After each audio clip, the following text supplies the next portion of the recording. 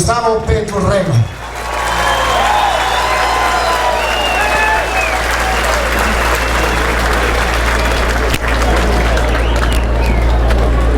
Bueno, pues disponemos a escuchar al presidente Gustavo Petro a esta hora.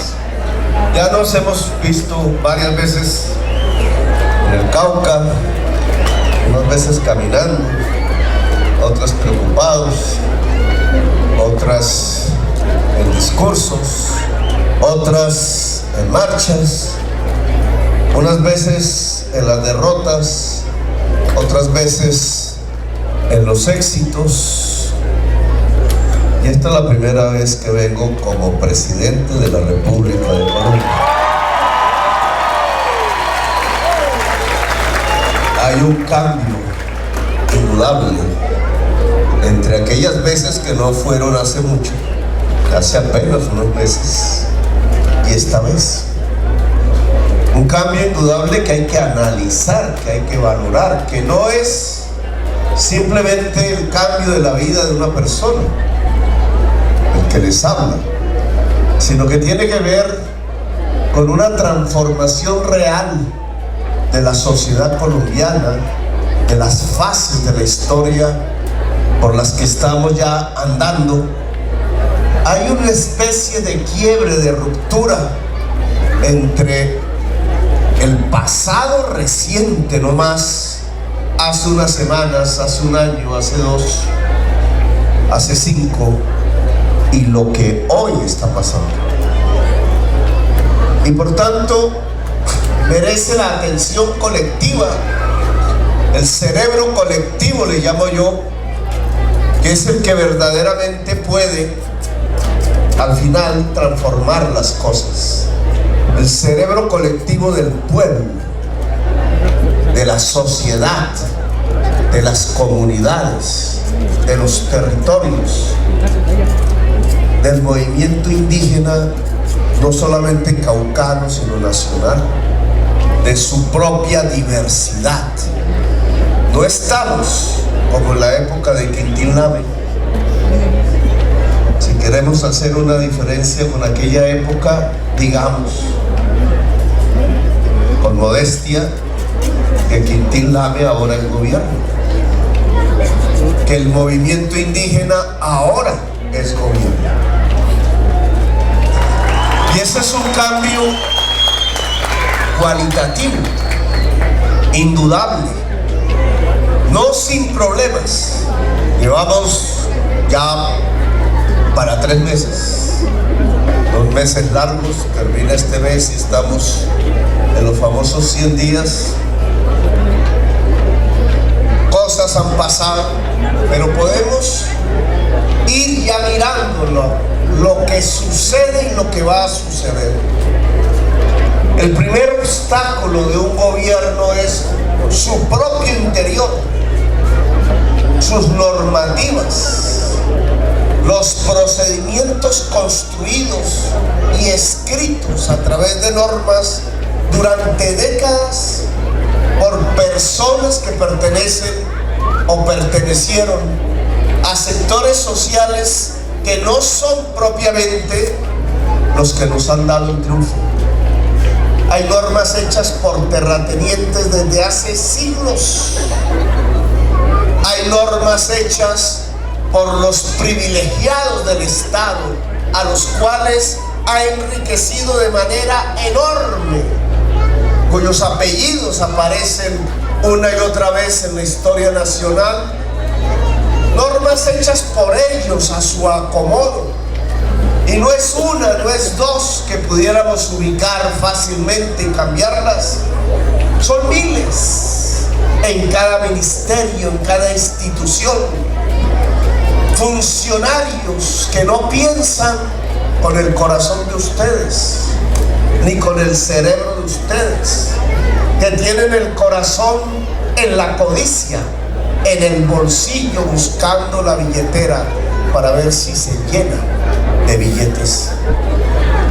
Hay normas por miles hechas desde los tiempos de la esclavitud.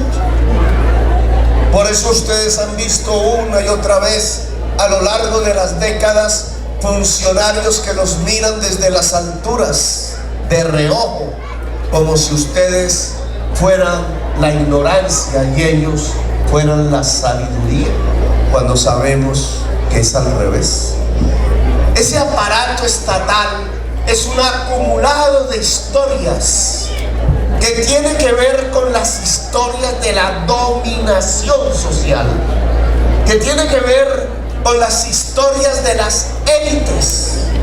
No es sino recorrer los consulados, las embajadas, allí donde enviamos a Leonor en las Naciones Unidas, en la ciudad de Nueva York, indígena ella, Arhuaca, de la Sierra Nevada de Santa Marta, nuestra representante no solo indígena, sino de la nación colombiana ante los pueblos todos del mundo. Y habría que mirar quiénes viven en su casa allá, la casa oficial, quiénes son los funcionarios y funcionarias que la acompañan, y encontraríamos que una cosa es la embajadora y otro el resto, que obedece a las normas anteriores, al pasado, a la creencia de que la representación, por ejemplo, diplomática de Colombia solo puede pertenecerle a los herederos de los esclavistas. Cuando llegan los herederos de los esclavos, que solo heredaron libertad, entonces se asustan, les parece lo oprobio, no les gusta, se sienten incómodos. Y así no es solamente en el consulado de Washington, así es en cada oficina pública de Colombia. Por eso el principal rival del Estado, del gobierno, está en su interior. Es un enemigo interno, representado por creencias, maneras de pensar, no simplemente por personas, que al final lo que producen en concreto es que no se permitan los cambios, a pesar de que el presidente quiere. Eso es lo que vamos a vivir. Entonces proponemos la reforma agraria y alguien dice no, no se pueden comprar las tierras. Y entonces entre la discusión pasan 2 meses, 4 meses, 8 meses, 1 año y se nos fue el tiempo. Entonces el presidente dice hay que construir una reforma tributaria que grave a los ricos. Entonces los más ricos de Colombia van diciendo ¿cómo así? Para nosotros no, eso es dañino a la economía. ¿No les parecía dañino a la economía ponerle el IVA a la leche? Pero sí les parece que es muy dañino que ellos tengan que pagar los impuestos. Y cuando planteamos la reforma pensional, intentando que todo el pueblo trabajador de hombres y mujeres, que es la inmensa mayoría de los colombianos, tengan el derecho a pensionarse, entonces encontraremos cómo poco a poco y de manera incluso contundente van apareciendo quienes dicen que no, que cómo se les ocurre que una reforma pensional de ese nivel es la expropiación del ahorro de los que cotizan en los fondos privados de pensiones. Y se les olvida decir que esas cotizaciones ya han sido expropiadas en parte por los 2 banqueros más ricos de Colombia. Pero ahí no hay prensa, ahí sí no hay escándalo, ahí sí no hay pedagogía para explicar por qué de manera masiva. ¿Y por qué? Porque esos medios de comunicación le pertenecen a los banqueros más ricos. Y como hay una falta de conciencia aún en la sociedad colombiana, como pasaba antaño, hace unos siglos, el esclavo quisiera seguir siendo esclavo. Hubo esclavos que se armaron para derrotar a quienes habían libertado a los esclavos. Allá por los años 1850. Como eso aún no ocurre, entonces incluso hay trabajadores y trabajadoras que creen que es cierto lo que les están diciendo y que la reforma que propone el gobierno los va a afectar a ellos cuando ellos son pobres y nunca tendrán pensión si sigue el actual sistema de fondos privados quitándose los dineros de la gente que cotiza, es decir, de la gente que trabaja. Y así sucesivamente encontraremos no solamente una oposición interna dentro del gobierno, sino una oposición externa tratando de articular fuerzas sociales que logren tal contundencia que detengan las reformas del gobierno.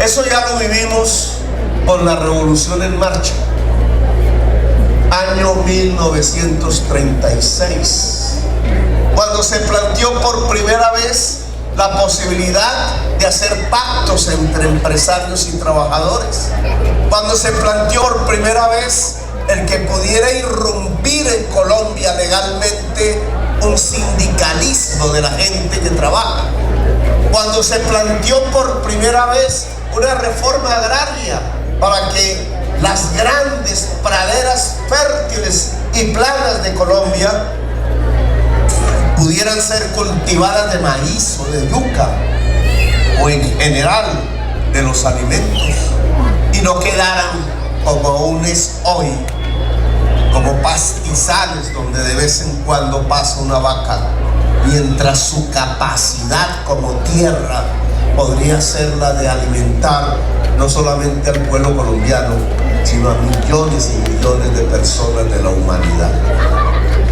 Todo eso se planteó en 1936. Allí fue que apareció Quintín y las luchas indígenas que venían de siglos, pero que aparecieron escritas en la historia de Colombia. ¿Y qué pasó con esas reformas? ¿Qué pasó con esas gentes? Con esos liderazgos, con esa población que salía a las calles a luchar por la Revolución en Marcha. Su principal dirigente, Jorge Eliezer Gaitán, terminó asesinado el 9 de abril de 1948 y desde entonces no salimos de la violencia. ¿Qué es esa violencia en la cual hemos estado? Que nos ha afectado a todos de una manera u otra. ¿Quién no tiene una marca de la violencia en Colombia? Esa violencia ha sido la manera como se desvió la atención del pueblo que estaba pensando en las reformas. Ese pueblo que llenaba las plazas de Gaitán para matarse entre sí mismo. La violencia fue la manera de desviar la atención del pueblo de sus intereses para autodestruirse. La violencia de 60 años que lleva, de 70 años que lleva, fue el mejor mecanismo en que la oligarquía colombiana puso a luchar a unos hombres del pueblo contra otros hombres del pueblo, a dejar viudas a unas mujeres del pueblo, dejando viudas a otras mujeres del pueblo. Fue la manera que encontró para enfrentar una juventud que uniformada por el Estado moría, o que uniformada por la insurgencia también moría. La violencia fue la manera en donde el pueblo colombiano perdió la oportunidad de la transformación histórica. Aún hoy pululan por el Cauca los grupos armados matando allá al indígena y aquí al negro, y allá a la negra, y allá al descendiente de la paz, y allá al que dejó las armas, y aquí al que se atravesó con un rezo quizás en una iglesia. que esa violencia que pulula, no solo en el Cauca, sino en muchas partes de Colombia, es la manera de distraer sanguinariamente al pueblo para que no se unifique en pos de cambiar la historia de Colombia. La violencia es nuestro principal enemigo. La paz es el camino que puede producir la transformación profunda de la historia de Colombia. La violencia no es solamente entre grupos armados, también se puede dar en el seno del mismo pueblo. Cuando los indígenas se enfrentan entre ellos mismos,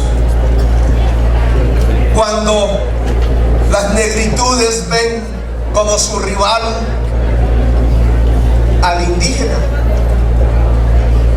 cuando el pueblo trabajador en un cañaduzal no entiende que lo está desexplotando, que hay que luchar por una estabilidad laboral, y entonces cree que la minga es su principal rival.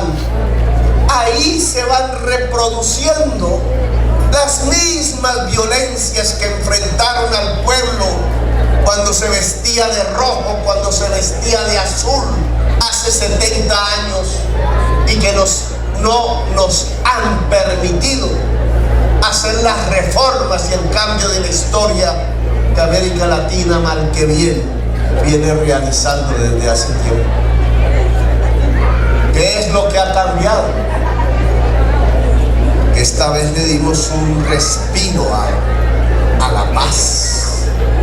Que esta vez una convocatoria, un programa, una esperanza, un cansancio de la guerra y de la violencia y de la exclusión permitió juntar una mayoría de colombianos y colombianas por primera vez.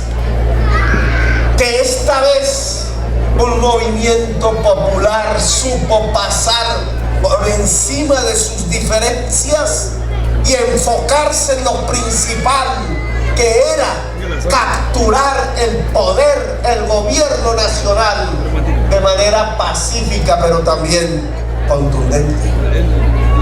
Ese es el cambio que tenemos en este momento. Una oportunidad. El triunfo no fue en junio. El triunfo está por construirse. El triunfo es la paz. El triunfo es la organización popular. El triunfo es concitar, yo digo seducir las mayorías nacionales para ubicar exactamente las cosas que hay que cambiar, hacerlo con eficacia y lograrlo. El gobierno, que tiene su propio enemigo al interior de tantos siglos de élites de dominación, haciendo las normas, los procedimientos, los pasos y dejando a sus hijos para obstaculizar la transformación de Colombia, tiene su mejor aliado también si se desata un movimiento social poderoso en Colombia. Y aquí es donde hay que cambiar la perspectiva, en mi opinión. Si las fuerzas populares del Cauca, donde bien lo dice el joven, que me dice Catán, a veces uno se resiste, entonces yo digo, no, yo soy relativamente joven, el tiempo pasa. El joven tiene la razón, en el sentido de que aquí en el Cauca hay un acumulado de resistencia milenaria. No por nada estamos aquí. No por nada la vicepresidenta de la República de Colombia nació aquí, y no en casa de blancos esclavistas, sino en casa de negros herederos de los esclavos. Ese es, no por nada. Los signos electorales dijeron, es que es gracias a Occidente, es gracias al litoral y a los Andes del occidente colombiano que se logró ese triunfo al lado del pueblo caribeño y al lado del pueblo bogotano, guardadas las excepciones en el resto del país perdido. Claro que aquí está el acumulado y la resistencia milenaria que ha permitido no solo las luchas de ayer, no solo el Quintín Lame, no solo mis compañeros que aquí fueron resguardados, sino también el triunfo electoral de la primera vuelta y de la segunda vuelta. El triunfo de la presidencia. Pero algo está fallando, porque en el desarrollo del gobierno nacional nosotros necesitamos la contundencia del movimiento social del Cauca.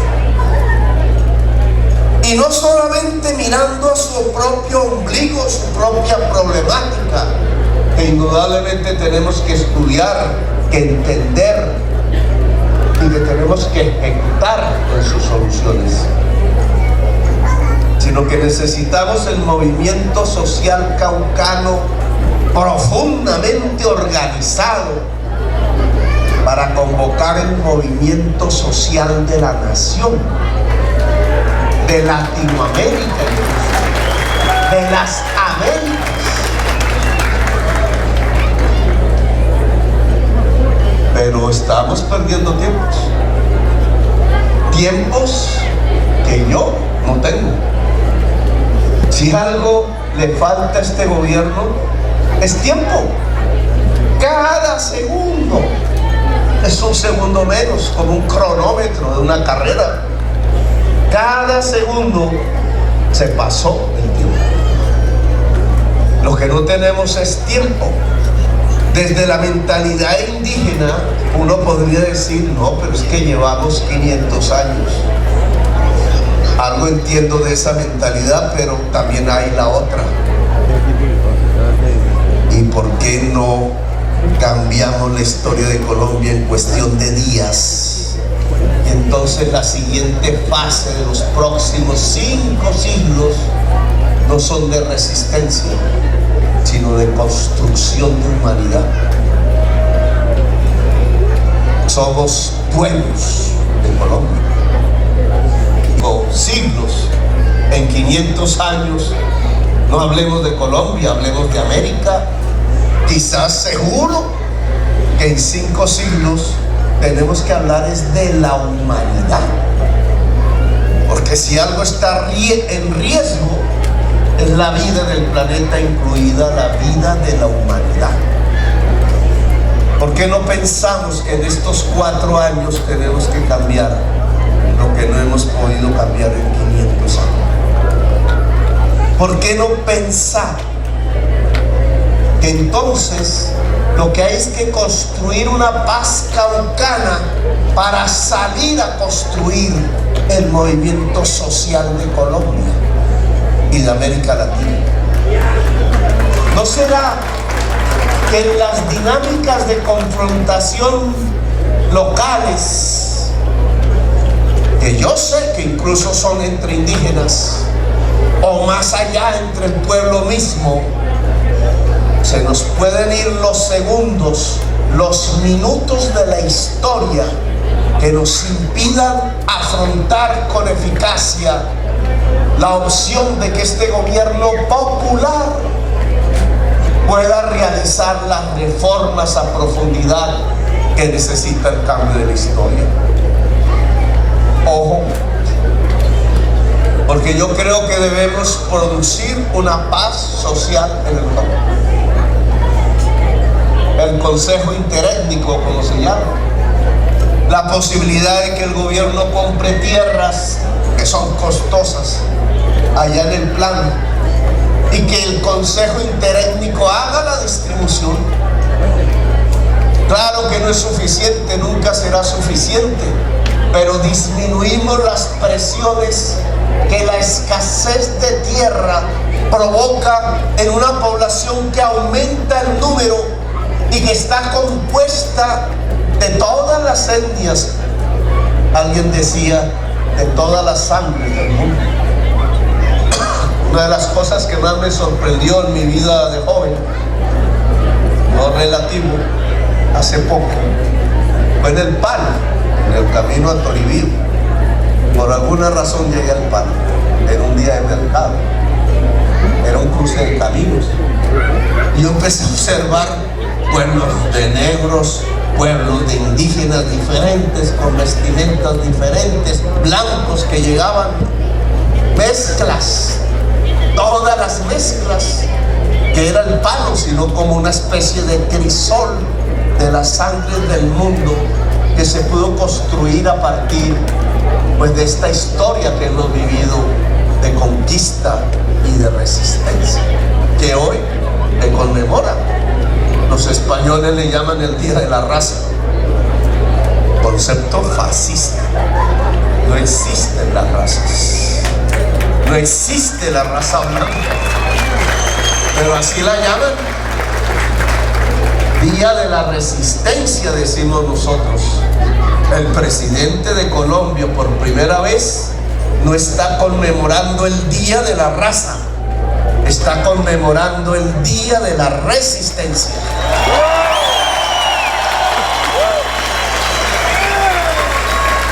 Pero esa misma diversidad caucana que uno ve en cualquier punto del departamento, por la misma escasez en la que estamos viviendo, las necesidades, nos está llevando a la situación de aquel 9 de abril de 1948 o antes, aquella vez en que en 1936 se le propuso a Colombia desde la presidencia de la República de Alfonso López la revolución en marcha para transformar democráticamente a Colombia, y la respuesta de los privilegiados, de los herederos de los esclavistas, fue la violencia. Matar, desaparecer, masacrar.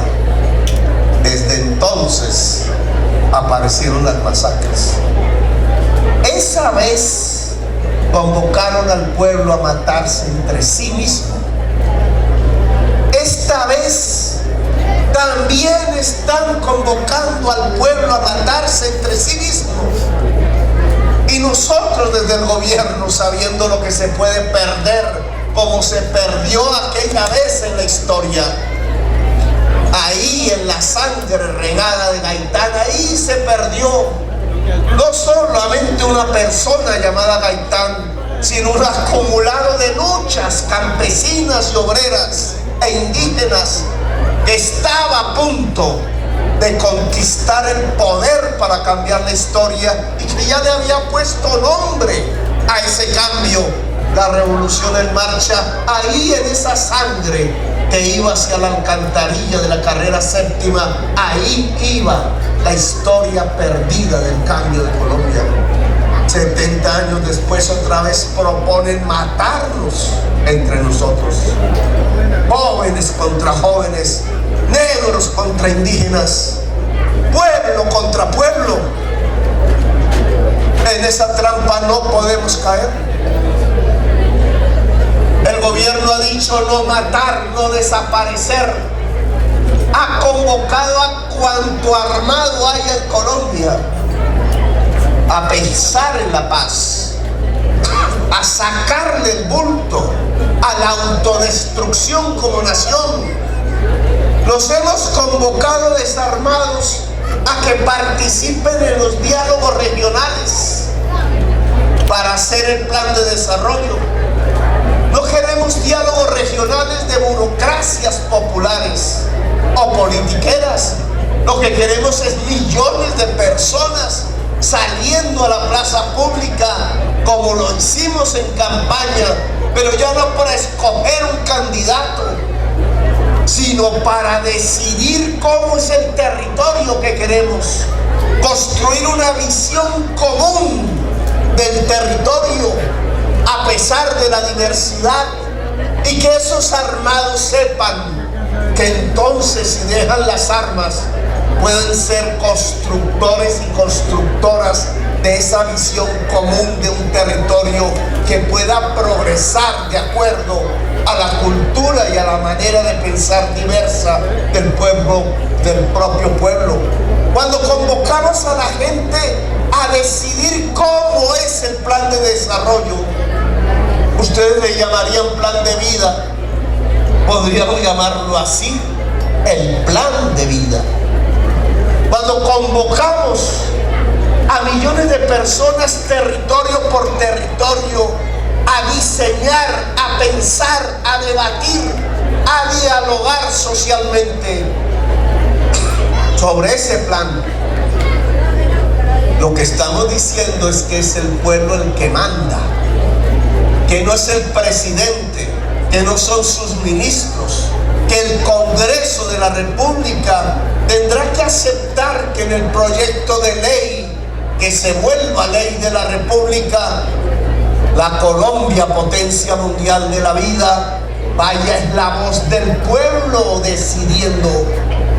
Pero también es un pueblo que manda no solamente sobre el presidente, sino sobre quienes están armados hoy, pensando tontamente que el fusil les da el poder, cuando desde hace tanto tiempo sabemos que el único poder reside en el pueblo y no en el fusil. Claro, es un camino para la paz, porque los estamos invitando a acabar la guerra y la violencia en Colombia, para que como parte del pueblo que son, porque ninguno de ellos es hijo de oligarca, ninguno de ellos es heredero de esclavistas, todos son jóvenes indígenas o negros o mestizos. Allá en Buenaventura o en Tumaco o en los pueblos del Chocó se mata el joven negro con el joven negro, mientras las oligarquías se ríen en Miami y en Madrid.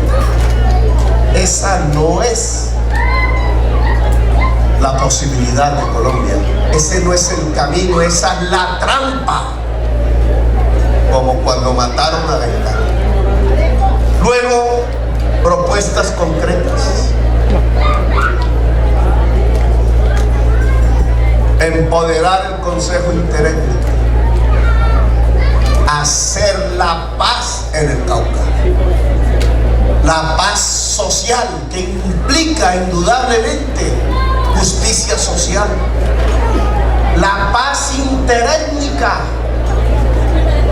porque ahora, como resultado de la historia, esta diversidad étnica del Cauca es su riqueza. Tienen que aportar las comunidades negras desde su visión, que también es milenaria, solo que no estaba en América, estaba en el África. Y tienen que aportar las comunidades indígenas, que eran las comunidades ancestrales y milenarias de esta región, y tienen que aportar las comunidades campesinas y el joven blanco allá estudiando en la Universidad de Popayán también. Todas y todos los caucanos, bajo un criterio democrático, popular, diverso, pueden caber en el Cauca. Hagamos esa paz rápida. Por decirle a los armados: ustedes no mandan, llegó la hora del desarme. Llegó la hora de participar en algo más interesante que ser los obreros del narcotráfico, y es ser los dueños de Colombia. ¿Qué prefiere un joven, ser un obrero ignorante del narcotraficante que vive en Bogotá, mientras aquí tiene que correr todas las desgracias y el peligro de morirse y el peligro de masacrar? O más bien ser parte de los dueños de Colombia, de los que pueden cambiar la historia de Colombia. Llegó la hora del desarme. ¿Cómo lo haremos? Ya, discutámoslo. Hay proyectos de ley, posibilidades. No es la venganza, Lo que debe recaer sobre el joven que se armó por cualquier razón o necesidad es la mano tendida para que pueda ser constructor de la Colombia que queremos. Pero esa paz rápida tiene un sentido. Esa paz social e interétnica del Cauca tiene un objetivo político y social, y es que este acumulado de organización popular, este acumulado de sabidurías milenarias, se puedan proyectar al conjunto de la nación para que Colombia sea como el Cauca popular, organizada socialmente, para que el movimiento social de Colombia en toda su diversidad, desde allá al norte de La Guajira hasta Leticia, pueda presionar al gobierno del cambio, pueda presionar al Estado, pueda defenderlo, pueda conducirlo a hacer las transformaciones de Colombia. El gobierno del cambio se volverá del cambio si hay pueblo en la calle.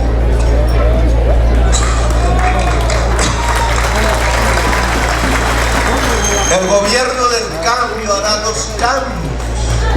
Tengan la seguridad si hay millones y millones de personas dispuestas en las plazas, en las calles, en la universidad, en las ágoras, como decían los griegos del debate, en estos lugares, en la vereda y en la gran ciudad, dispuestas a acompañar de verdad y a presionar si el gobierno se chichipatea para hacer los cambios.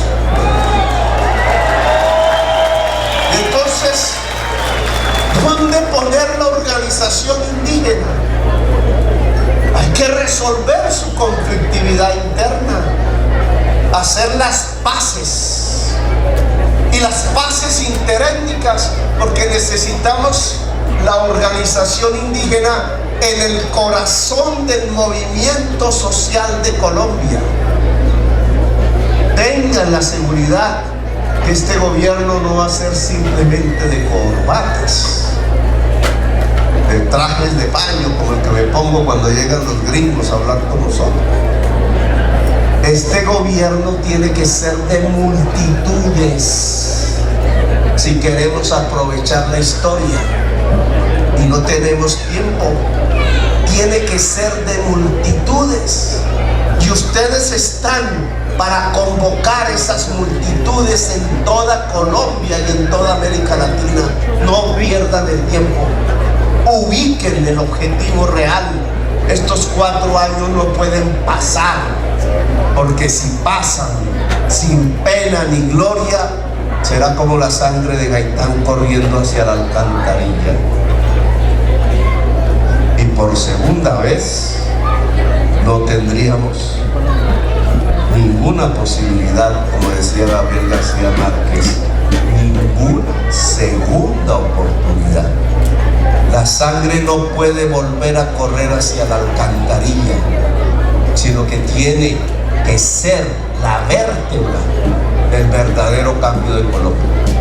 Así que los invito a esa paz caucana, a ese diálogo social caucano, a aceptar una diversidad que puede ser incómoda, pero que al final es una riqueza, a construir el pacto interétnico del Cauca que nos permita entonces salir del Cauca para organizar a toda Colombia entera.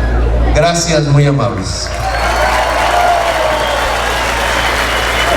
Bueno, hemos escuchado a Gustavo Petro Urrego hoy aquí en El Pital a través de nuestro canal Macizo Noticias al Día.